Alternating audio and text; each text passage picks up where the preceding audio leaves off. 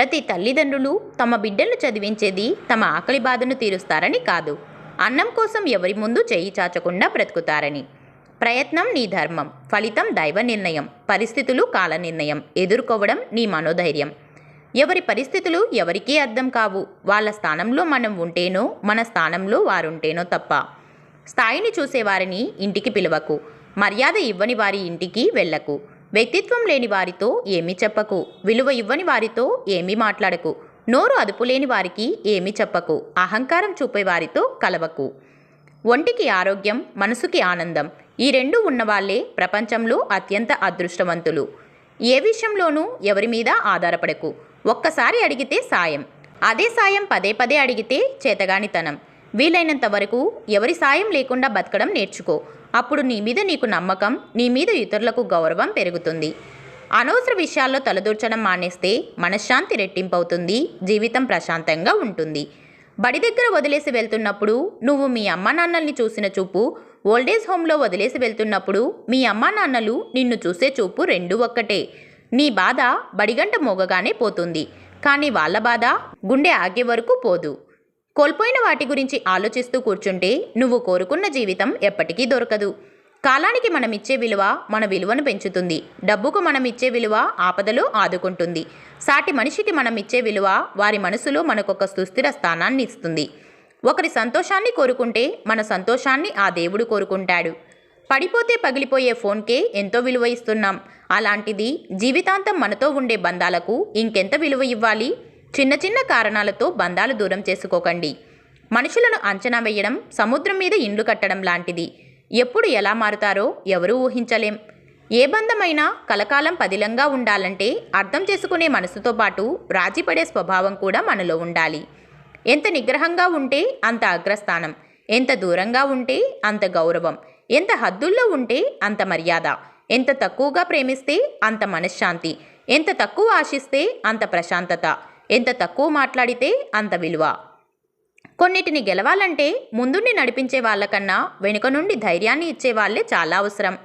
ఎదురుగా తీయని మాటలు చెప్పి, చాటుమాటున మన గురించి చాడీలు చెప్పి నష్టం చేసేవారి నుంచి దూరం జరగండి. వాళ్ళు పాలతో నిండిన కుండలో చేరిన విషపు చుక్క లాంటివారు. లోకంలో మోసం తన పేరుని నమ్మకం అని మార్చుకున్నాక బాగా ఫేమస్ అయ్యింది. నీకు విలువ ఇచ్చేవారితో వినయంగా మాట్లాడు. నిన్ను విమర్శించే వారితో నువ్వేమీ మాట్లాడకు. నీ విజయమే సమాధానం చెప్తుంది.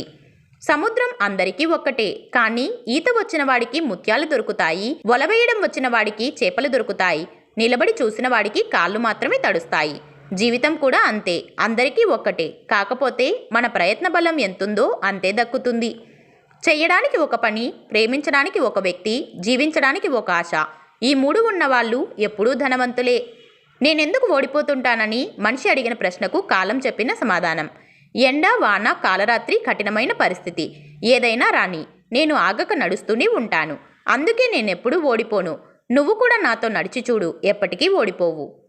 మాటలు చెప్పేవాడి దగ్గరకు తాత్కాలికంగా జనం చేరుతారు, కానీ కష్టపడేవాడి దగ్గరకు విజయం శాశ్వతంగా వచ్చి చేరుతుంది.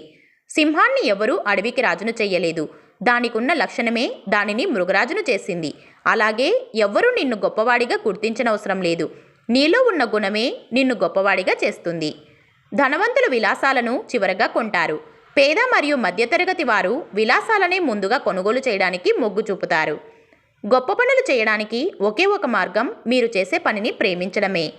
మనిషి తనుండే ఇండ్లు మారుస్తాడు, చేతిలో ఫోన్ మారుస్తాడు, వాడే వాహనాన్ని మారుస్తాడు, చివరికి మిత్రుల్ని కూడా మార్చేస్తాడు. అయినా దుఃఖంలోనే ఉంటాడు. ఎందుకంటే తనని తాను మార్చుకోడు కాబట్టి. మన మాటల్లో ఇష్టాన్ని, మన కళ్ళల్లో కష్టాన్ని తెలుసుకున్న వాళ్ళే మనకు నిజమైన ఆత్మీయులు.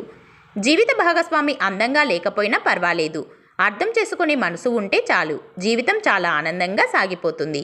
మనిషి ఆవగింజంత కష్టాన్ని భరించలేడు, కానీ ఆకాశమంత ఆనందాన్ని మాత్రం ఎప్పుడూ కోరుకుంటాడు. అందరూ నీతో ఉన్నప్పుడు భగవంతుని దృష్టి నీపై ఉందని సంతోషంగా ఉండు. ఏకాక అయినప్పుడు భగవంతుడి నీతో ఉన్నాడనే నమ్మకంతో ఉండు. మీకంటూ ఒక లక్ష్యం పెట్టుకొని పనిచేయండి, లేకపోతే వేరే వాళ్ళ లక్ష్యం కోసం పనిచేయాల్సి వస్తుంది. మన మాటే మన సంపదలకు మూలం, ఆ సంపదలే మానవ సంబంధాలకు మూలం. మనం మాట్లాడే మాటలే మనకు స్నేహితుల్ని సంపాదించి పెడతాయి, ఆ మాటలే మనకు శత్రువుల్ని కూడా తయారు చేస్తాయి. తన భర్త ఆదాయం ఖర్చులను గమనిస్తూ తనకు సంబంధించిన ఖర్చులను తగ్గించుకునే భార్య నిజంగా ఓ వరమే.